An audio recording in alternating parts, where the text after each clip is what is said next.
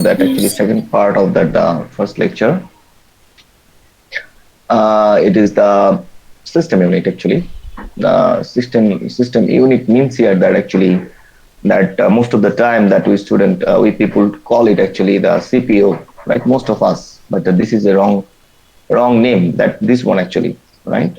This one that we are having here, the tower. Inside of the tower, we are having that most of the computer components, important components. We are actually this is a warehouse we call it, and inside of it we are actually storing that most important components of the computer system. So this is known as the system unit.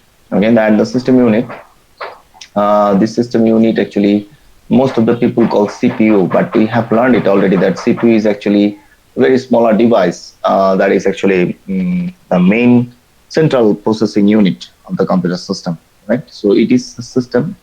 We are not going to be tell it CPU anymore. We are going to be tell it the system unit. Okay, so there are six basic system units we are having. Look at now. I mean, here only we are having six.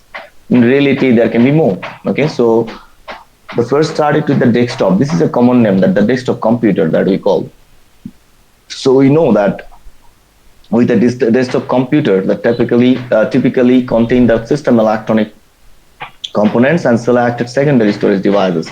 So with a desktop computer, usually what do we have, right? We are having a system unit, we are having a monitor, we are having a keyboard, we are having a mouse. So that is actually a desktop computer usual components. Yes, we can have the speakers as well. We can have the printer as well, right? So mainly that it is talking about that it is going to be have an output device, two input devices like mouse and keyboard, and output device like monitor and speakers, and we are going to be have a system unit.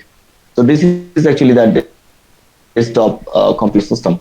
If you're looking to the media center system, it is actually simply another form of that the desktop computer system. So if you're looking to this computer system, then you are going to be see here that we are having media center system. Like the computer can be used for entertaining purposes, like for watching drama, like for watching movie, right? Better graphic and better sound system you're going to be have in this type of system. But it has the similar type of devices. Like you are having that system unit, you are having that the output devices like monitor, input devices like keyboard and mouse, and there is a remote control for controlling the media. And if you're looking to that the next one, that is the notebook. So that has been designed for, I mean, these are the desktop computer that we are talking about. It is not possible actually to carry from one place to the another place, is because the components are separate, as well as it is going to be very heavy the system you need to carry from one place to the another place. So simply, if I'm asking, for example, that physically you are doing the class in IOBAT, and if I'm asking the next class, bring your desktop computer in the class, maybe none of you will come to the class, because it's not possible really that to carry the desktop computer to the class. But if that is what actually the notebook has been designed. There is another type of system unit, and you can see here that everything has been actually in a single system, right? So you're having that the system unit itself here, and you're having that the here the keyboard, you're having that the pointing point as a mouse you can use, and here you are having the built speakers on that the system on unit on the top, as well as that you are having the output device. I already said maybe you are having the camera. So everything actually it is going to be there. So if I'm asking to bring a laptop computer to that laptop or another form of the computer here, you will be maybe possibly that if you have, you'll be able to bring them into the classroom, no problem. You can carry them. They are portable, right? So this is what that we are seeing, that now that the input and output devices or system is not separate, they are all together into a laptop.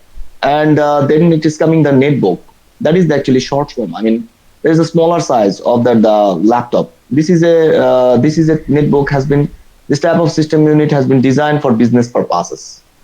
Like that, you can actually, if you're traveling from a country to the other country, that this type of netbook is actually very useful.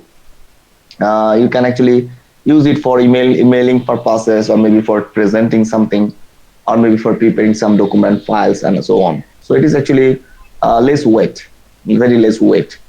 So with that, the tablet PC, that is actually another version of notebook, right? So the tablet PC is also like that the laptop, but it has some extra features. Like you are having the two basic categories. It has convertible tablet PC. So that means in this convertible tablet PC, what you can do is that you can rotate the monitor. A monitor can be rotate 180 degree, maybe. So this is the feature of that the convertible tablet PC. It is like laptop, the keyboard, speaker, mouse, pointing point can be there, the same system. And then you're having this a slate tablet PC. So that the slate tablet PC you're having, that is actually like the tab that you're having. Okay, so you are going to be use a stylus pen. This we call that the stylus, like a pin. Okay, so with this actually you are going to be touch on the screen. With this actually you'll be give the input, or you'll be able to do any work onto this tablet.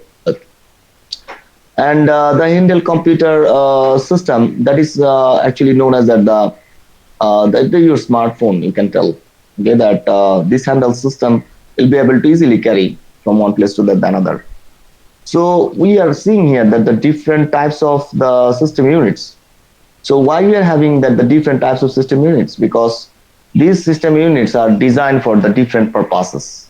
They are have some basic comparisons, but all of them, all of the system units are having that same type of, I mean, the CPU, the central processing unit, that the memory, then the processor, then that the monitor, then the keyboard, mouse, all of them have. Okay, so even though they are maybe different with look, different with features, different with size, right? But all of them are going to be have that the main components of the computer system. Get it? Clear? Yes, sir. Okay. So these Yes, are sir. the basic comparisons between this type of system units that we are having. Now we are having that. Now that one question we are making here, that how are data and instruction represented electronically into the computer system? To answer this question, we are going to be discuss about the electric data and instructions here. Yeah. So what is that? The data and instructions. So the data and instructions are represented electronically with a binary or two states. Already you have said it, that our computer system only understand the digital signals. That means with 0 and 1.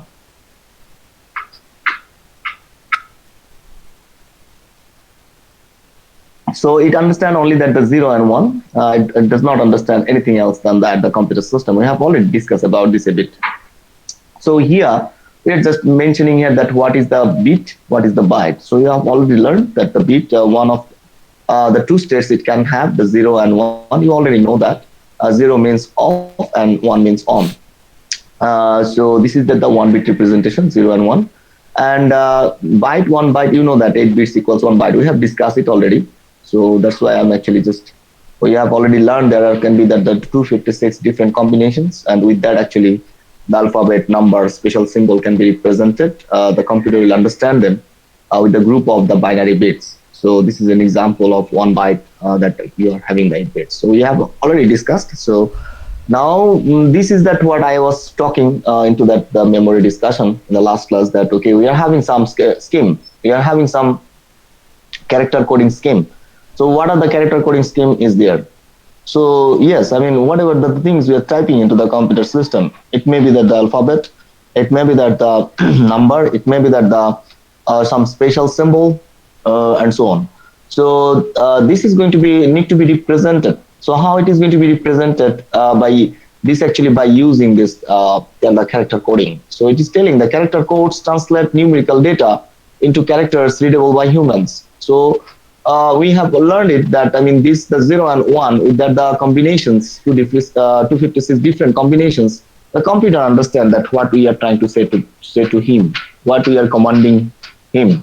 But but for us, right, we should need to be the keyboard. We are using that A B C D number 1 2 3 4, some special symbol like plus minus percentage and so on.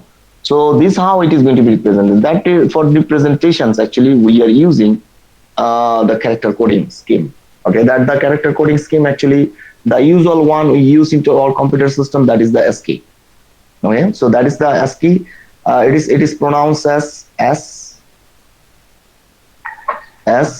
and then KEY, ASCII. Okay, so that is pronounced as ASCII. So this is that the 8 bits equal one character and used by the mini computers and personal computers.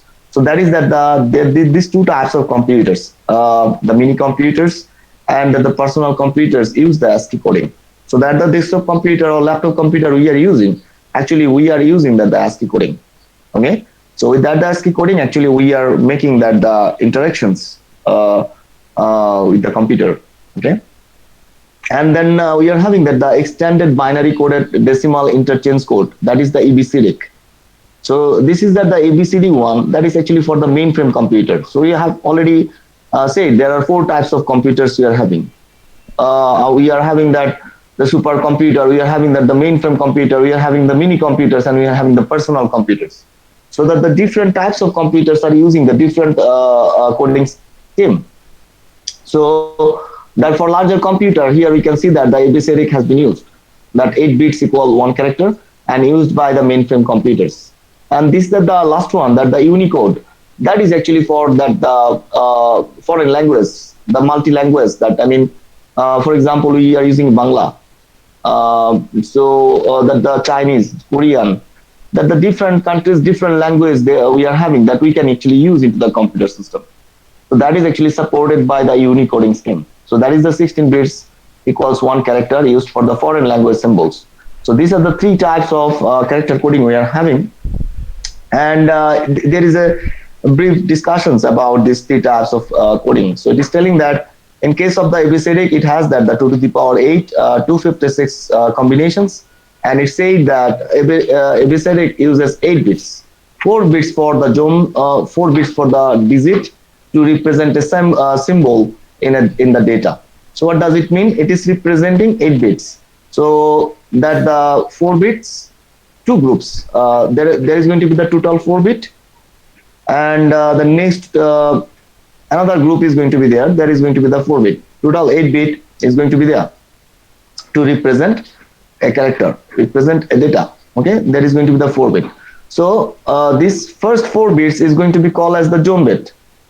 Okay, so why we need the zone bit? We need the zone bit to understand that, okay, is it that the alphabetic, or is it that the digit, or is it that the special symbol? So that the zone bit is going to be actually help to recognize. I mean, the computer will be able to, first it is going to be see that the zone bit. By seeing the zone bit, he'll understand this is a character, or this is a number, or this is a symbol. So then actually with that the next 4 digit, he'll going to be recognized that exactly. So if it is a number, for example, he understood that it is a number, then he will be recognized that, okay, what number actually it has. Okay, what number that the commanding we are giving to him. It will clear, just wait for some moment. So this is what the 256 unique symbols are representing in the ABCDIC. So representing decimal numbers for 0 to 9. So this is, I mean, from the 256 combinations, actually they are grouped for that the decimal numbers. They are grouped for the lowercase a to z. They are groups for the uppercase letters. They are groups for special characters and some control characters. And then ABCD codes are used mainly in the mainframe computer system. So that we should have to remember.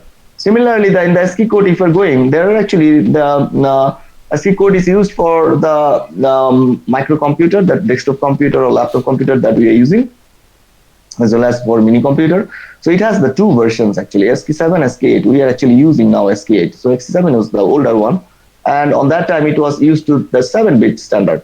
Okay, so that means here the first 3 bits are the zone bits, and the next 4 bits are the for the digits or numbers or characters. So same. So in the ABCDs we have seen the 4, And here for the ASCII7, they use the 3-bit for the zone bit for recognizing that it's a character or it's a number or it's a special symbol, and the 4 bits for representing that the character or number or symbol. So now it is coming the ASCII8.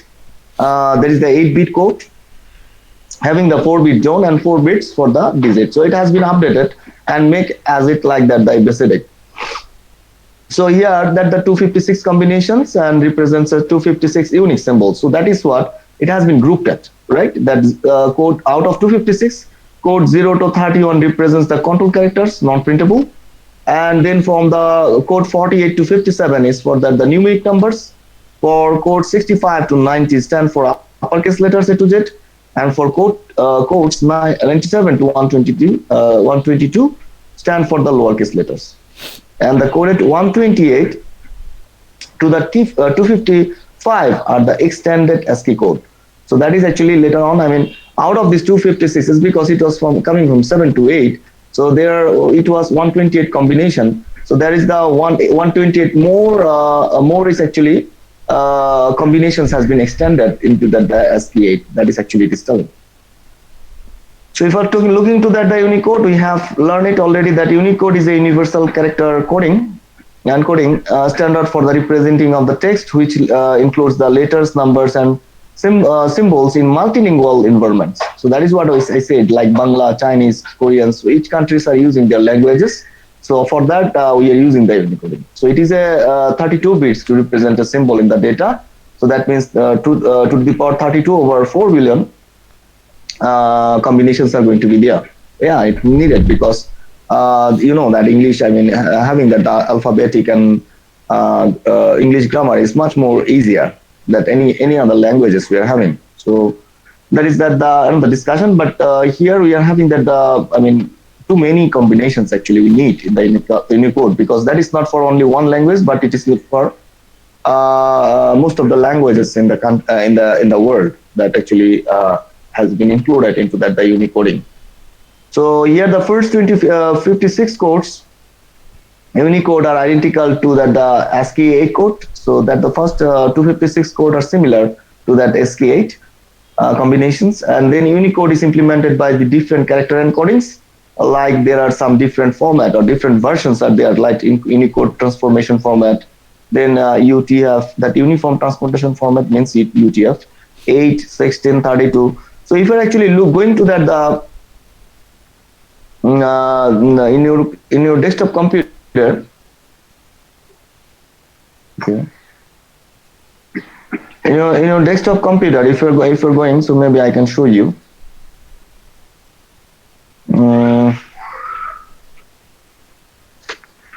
Character map. So if you are just, I mean, using Windows 10, so type here to search. If you are clicking on that the character coding, then you will see, I mean, that there are different character symbols. The digits are going to be shown to you. Okay. So if you are looking there, I mean, then you will find it that there is going to be. Let me show you. It's going to be better.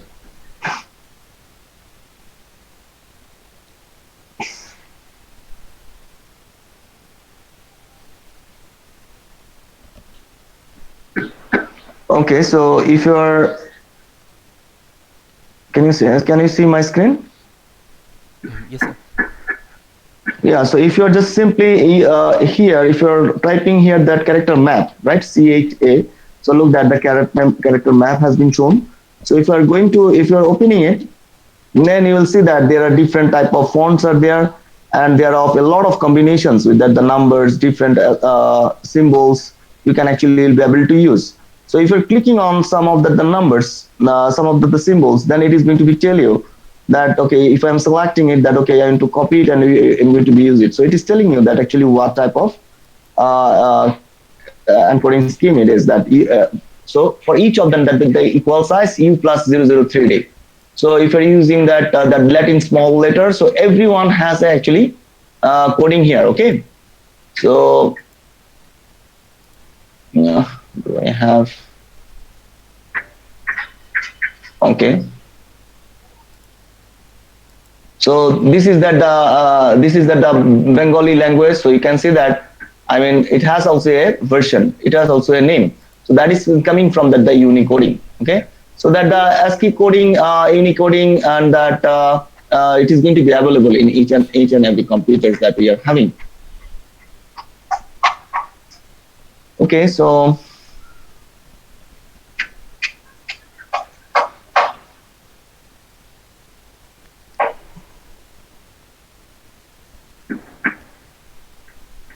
can you see the screen, Yes, lecture sir. slide? See the slide, yes, sir. Okay, so now we are having that the here the coding schemes that actually that is the actual representation that for the Yes, ASCII coding yes, sir. and the ABCD coding. Okay, that is my numbers. That is my A to Z, the uppercase letters, and then I am having the special symbols. Okay, this is my number 0 to 9, and this is my letters A to Z, uppercase, and then I am having the special symbols. For the lowercase, there is also combinations, but we are having here in these two tables for numbered digits 0 to 9, and then A to Z, and then the special symbols. So look that now, if you are looking to that the ASCII system, ASCII coding, I am not going to be see it ABCD because we are not using it into a microcomputer. If we are understanding this, that is going to be enough. So here, look that in the case of the ASCII coding, that you are having these 8 bits, right? So this the 0011 and then 0000. So this is actually representing the number 0. So this first 4 bits is going to be considered as that the zone bit, and the next 4 bits are going to be considered as the number or digits. So that is actually representing the 0. So that means if the computer see that 0011, then he understand that okay, it can be any digit from 0 to 9. So when he is getting this, the next 4 bits, that is actually, if you are converting it to the decimal, then it is 2 to the power 0. So that means it is going to be 1. If you're looking to this, then 2 to the power 1, that means 2. If you're looking to these 4 digits, that means 2 to the power 0, 2 to the power 1, that means 1 and 2. Plus 1 plus 2 equals 3. Do you understand that? Yes, sir. So this is for the number representations. And if you're looking here, then the computer, if saying that the zone bits is 00100, that means it is going to be 1. It is going to be the zone bit. With that, it is going to be understand that is a Alphabet. letter, alphabet, right? So uppercase alphabet letters. So here, that the next 4 bits is representing that 0001. So if you are actually converting it to that the decimal number, then how much it is coming? 1. So convert this. That okay, just a moment. Okay, now it's going to be easy. So it is 1, 2, 4, 8, 16, 32, and 64. That means 64 plus 1. So that means in decimal 65. We know that 65 means that A. Okay. So this is that the actually we are going to be, if we want to know that okay, if computer wants to do the addition A plus B, then how he is going to be do it? So he knows that the computer knows that for A I am having this, and for B I am having this, and for plus symbol plus I am having this. Okay, so this is going to be the computer is going to be used for calculation A plus B. Get it? Yes, sir. Yeah, so here it is the one thing I would like to tell you, that as because A to Z we are having that more than 16 numbers, 16 characters. So that's why there is going to be not zone bits are not going to be 00 or 0100 for all the case, right? So it is going to be looked at up to maybe the O. From P, it is going to be the different. The zone bits is going to be 000101. Okay, why? Because 16 finish here. Okay, so this is it's just if you are simply counting the decimal number. So 65 is my A, then 66 is my B, 67 is my C, then D, then E, right? Then F. So I mean 64, 65, 66, 67, 68. If I am asking that what is that the ASCII code, binary code for that the D, then you have to count 65, 66, 67, 68. So if you're counting 68 for D, then you are going to be converted. The 65 is 68 is going to be converted for getting the D. Get it or not? Yes, sir. Yeah, so that representation is actually going to become here. Can you please, all of you, can you please unmute your microphone? All of you. Hello, sir. Yes, sir. Yes, sir. Yes, sir. Pooja Sarkar is not here. Pooja Bishas is not here. Rahatil is not here. And Shiva Chorisi.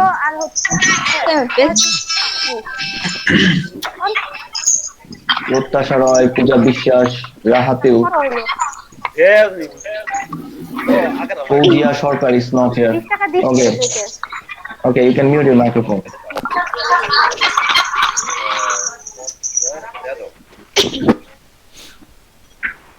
Yeah, so that is, I mean, really, I mean, Russell Mullah, can you please mute your microphone?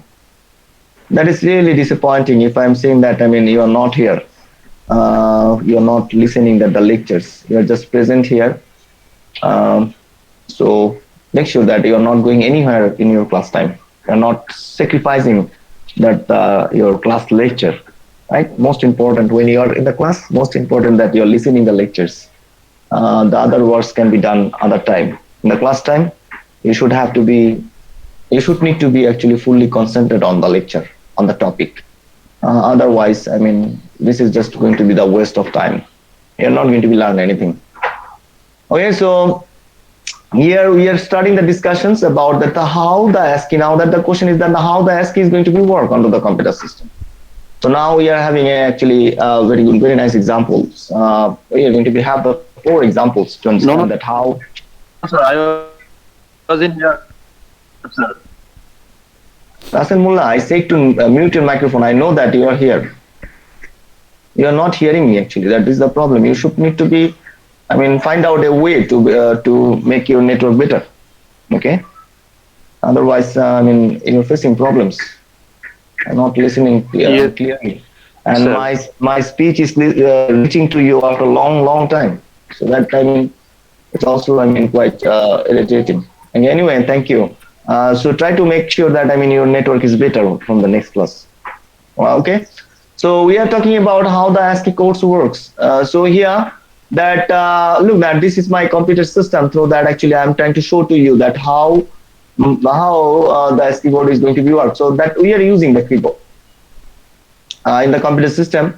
We are using that the keyboard. This is my keyboard, the input device. This is my system unit, and this is my monitor output device. Okay. So what we are doing, in the keyboard, we are pressing some keys. So that's that we are pressing the keys 3 plus 5, right? So that in the Microsoft Word page, we are typing 3 plus 5. So when you are writing that the 3 plus 5, it is going to be sent to that the system unit as a signal. Okay.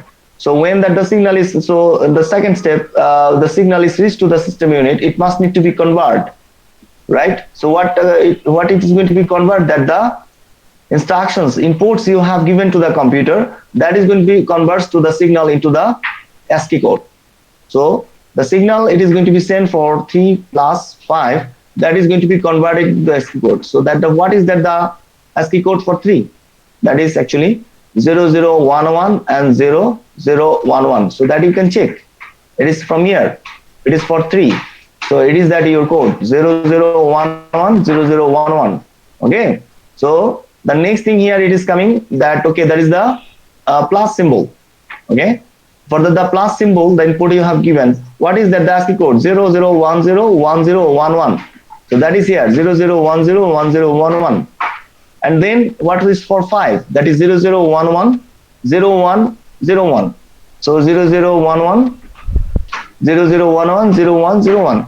So this is what actually you should have to know. You should have to know that I mean, how to convert from that the character to that the ASCII code, or digit to that the ASCII code. So you know that already, right? I have said you that how you should have to remember them. Like if it is that the alphabet, then it is going to be with that, I mean, the 65. You should have only remembered that A equals 65. So if I'm asking that what is the C ASCII code, then you are going to be count the 65 is A, 66 is B, 67 is C. So that means you should need to be convert the 67 into that the binary codes. So if you're converting the 67 to the binary code, then you are going to be get this digit. That is that the ASCII code for your C. For the numbering case, you should have to remember the zone bits is going to be 0011. So that means it is 3. Okay. So here, when you are going to be counting this, then you are getting 0, 1, 2, 3, sorry, 1, 2, 4, 8, 16, and 32. That means 16 plus 32 equals 48. 48 and 2, 50. I'm sorry. From the 0 it starts. Okay. So that means 48. So 48 means 1, 0. 48 means 0. So that means if I'm telling you that to use the ASCII code for converting this 2 plus 2, then what is going to be here? So you know that 48 is 0. So that means 49 is 1. And that means 50 means 2. So that means if you know that it is 50, then convert the 50 into the binary number. Then you're going to be get the ASCII code. And for plus, that is the code. Right? 0, 1, 0, 0, 1, 0, 1, 0, 1, 1. So just convert it and get the number for the special symbol. Get it or not? You understand it or not? Yes, sir. Got it. Yes, sir.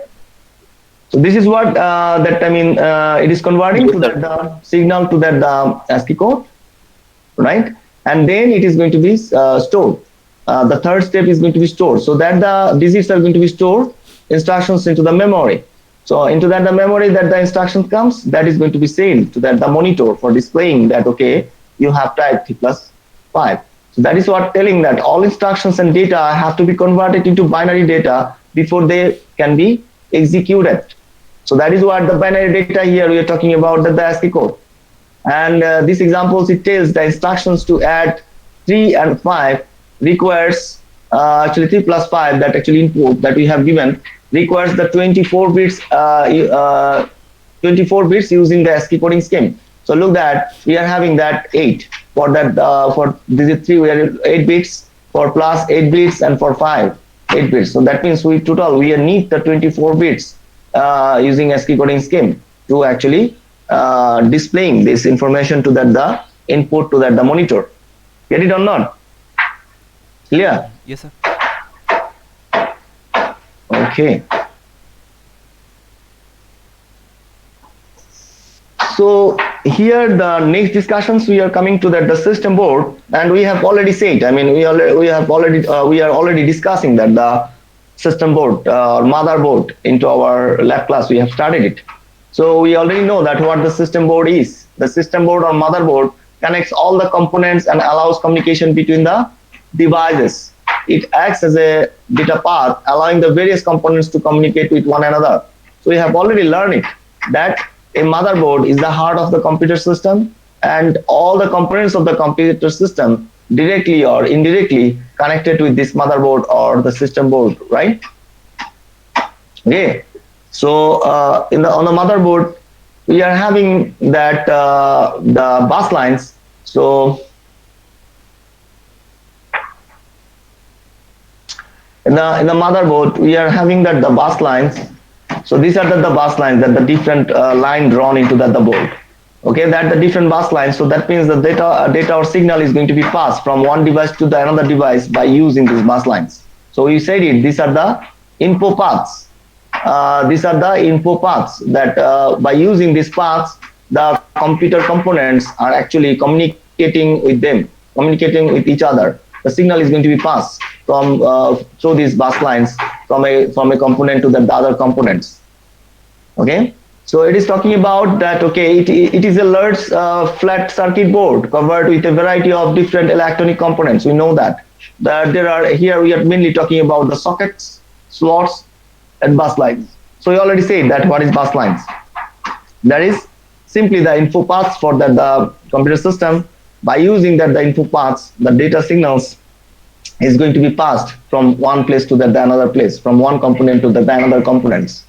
So how about the sockets? We know that already on the computer system, we know that we are having the CPU sockets. So in each and every motherboard, there should be a CPU socket. This is a very old motherboard. This picture you are seeing, right? So you cannot see that there is a CPU socket is there, because on that time there was actually that the not the CPU socket was there on the board. On that time there was a slot there. Slot was there for actually installing that the CPU. Okay, so you'll see that. I mean, if Pentium 2 Intel board for Pentium 2 computer, then you might have seen that actually there is a cartridge actually installed into that the slot. Okay, they have tried with the slot for installing that the processor, and they thought that okay, it maybe work much better than the socket, but it has not. So then it has been replaced, and it never used actually the slot. It replaced with the CPU socket. We already know that which one is our CPU socket. So this is actually our CPU socket. So this is what it is talking about, that okay, that the socket is going to be there on the computer system where actually we are going to be install that the different components that we are having. And the slots, there are actually several slots. So in the sockets, these are the chips. This is called the chips. Very small, teeny chips are there onto the computer system that actually you are going to be installed. Okay, that chips are going to be maybe it is placed into a carrier package like that. This type of chips can be placed into the carrier package, and after that, in that this type of circle that you can see with the dot symbol, right? So here with the pin that these chips are going to be, the carrier package is going to be shouldered on. Okay, so the pin is going to be go inside, and then backside actually it is going to be just fixed with the motherboards. Okay, so this is what the carrier package, and then it is talking about the slots. So you have already learned that in our motherboard there are several slots are going to be there. There can be the memory slots for installing the that RAM.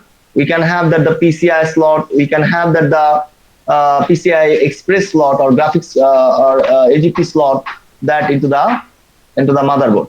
Clear? Yes, sir. Is it clear to all or not? Yes, sir. Yes, sir. Yes, sir. So this is my RAM slots. It's actually the slot. Yes, sir. This is my PCI slots. It's slots. This is my AGP card slot or AGP card slot, or the PCI Express slot. That is also slot. This is also slot. So these slots actually also you use for connecting or installing the different components. Here we install the RAM. Here we install the graphics card. Here we install that the LAN card or the sound card and so on. Okay, there are different sockets. There are different slots. There are bus lines are there. So you have already learned that the bus line is actually the info paths on the board for carrying the bits, so for carrying the signals from one component to the other components of the computer system. Done? Done or not? Yes, sir. Yes, sir. So these are the Yes, two sir. lines. These are the two lines it is showing here. The notebook, tablet PC, handheld system boards are smaller than the desktop system boards. However, they perform the same function as the desktop system boards. So this actually two lines actually goes with that this first slide of the system unit. Okay, so this one actually. Do you understand that? So I said it that, I mean, even though the computer sizes are different, the features are different, the purpose are different, but all of them are actually carrying the same components. Okay, so this is actually it is talking about here in this two lines, that notebooks, tablet PC, handheld system boards are smaller than the desktop system board. However, they perform the same function as desktop system board. Do you understand that? So it is talking about the board. It is talking about the system board. Okay, it is talking about the system board, but same thing goes to that these comparisons as well for the system unit. That the system unit is going to be with the different size, or with the different features, with the different configurations, but they are going to be with the same purpose. We are going to be with the same main components on all of the system units. Yeah. Yes, sir. Then we are moving here with the microprocessor. So in a microcomputer system, the central processing unit or processor is contained on a single chip called the microprocessor. So this is what we are talking about. That we have already learned it. That central processing unit is that the brain of the computer system, and yes, it does all the works, computational works for the computer system. And yes, we said it that it can be the multi-core processors, central processing unit, and also we said that it has two main parts: the control unit and that the arithmetic logic unit. So what is that? The microprocessor is the same thing. Actually, the same device, right? So this is the carrier package of a processor. So that we call the microprocessor. Actually, inside of this package, there is going to be some chips. So that is it is talking that the central processing unit CPU or processor is contained on a single chip called the microprocessor. That the chip is inside of it. Okay, that is a I said that it is the core, right? So if it is core, that may be one core, two core, and three core, and four core. Inside of the processor, that the four cores are there. If it is that the four core processor. If it is a dual core processor, inside of this, the two core processors are there. So that is what said that this is actually like chip, that the processor or core processors are like that. So that is going to be installed inside of this package. Okay, so that is which we call that contained on a single chip called that the microprocessor. That we call that the microprocessor. So that means you can simply call it microprocessor. You can simply call it the CPU or central processing unit. You can call it the processor. The meaning is same. Get it? You are not. But if you are giving the definition for they are working for the same purposes. But if you are giving the definition of the microprocessor, then you have to tell it actually the processor is contained on a single chip called the microprocessor. Get it or not? Sir, physically, what is the difference between Core i5 or Core i7 or Core i3? That is actually that the difference between them is that the processor is upgraded one, right? The speed of the processor maybe has increased into that the 4 to 5. Maybe it is coming with the 2 cores, it is coming with the 4 cores. So the difference is going to be basically with that the performance or that the processor. And maybe that the another inside the another components are there like the level of caches. The level of caches can be maybe increased.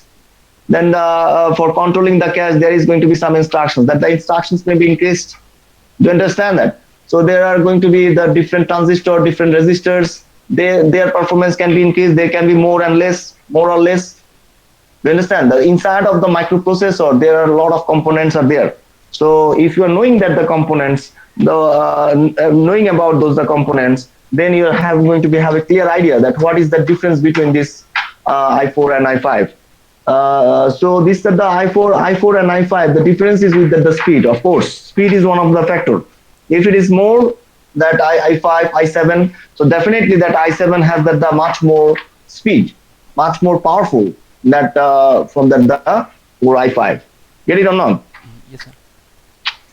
Yes. If you want to know about that what is that the i5 feature? So just search into that Google that Core i5 features, Core i7 features. So if you're looking to that the features of two of them, then you are going to get some ideas that okay, what are the differences among them? You'll see that maybe that they have the different number of cores. Maybe the speed of the cores are going to be less into that the previous version and later version is more. And maybe you are going to see that the level of caches has been increased into that the i5 size of the level of caches, or maybe it can be same as the previous version. Right, you'll see that what are the resistors are there, what are the different features are there. So with that the features you'll be able to compare them. Get it? Got it, sir. Yeah. So here that the microprocessor can come with the two type of packages. One is that the carrier package. Another is simply that the cartridge. So that actually I was talking about that Intel Pentium 2. So it used to come as a cartridge. Okay, inside of this cartridge actually the processor was. And on that time, this slot was used too for installing the processor. There was no socket on that time with this type of processor. Clear? Yes, sir. And this carrier package we are actually using into the recent motherboard, that the socket, CPU socket we are having. Okay? Okay, all of you? Yes, sir. Yes, sir. Okay, so Yes, sir. Yes, sir. Yeah, so that means we are going to be finish our discussion today up to this 28 number slide. So do you have any questions that the things we have discussed today?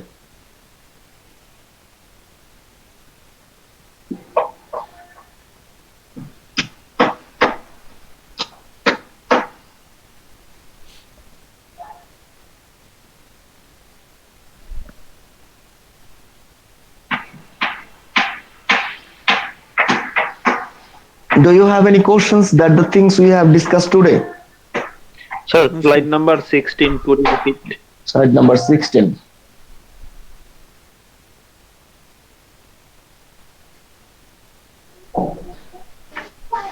This one. Is it this one? You're asking.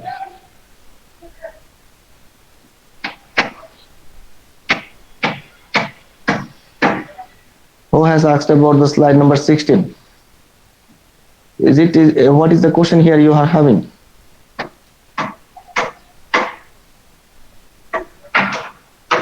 Maybe Russell Mullah has asked about the slide number 16, but I'm not listening him.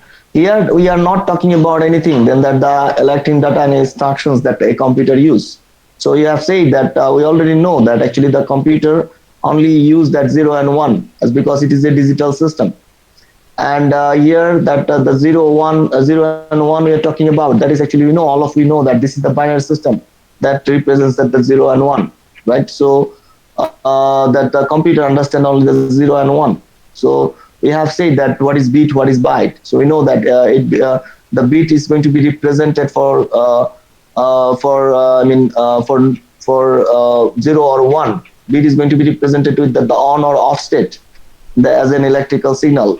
It is can be represented minus and plus as well, right? So that the on and off state that you are having, the 0 and 1, with that the combination, you'll be able to create the byte. So you know that 8 bits equals 1 byte, and that can be represented 256 combinations. And with that the 256 combinations, you are going that is actually has been grouped for the scheme we have used. So that has been grouped for that the digits, for that the characters, for that the special symbols. So these 256 combinations has been grouped. Okay, so that actually what we have discussed here. Is it clear? Okay, sir. Okay, then I think if you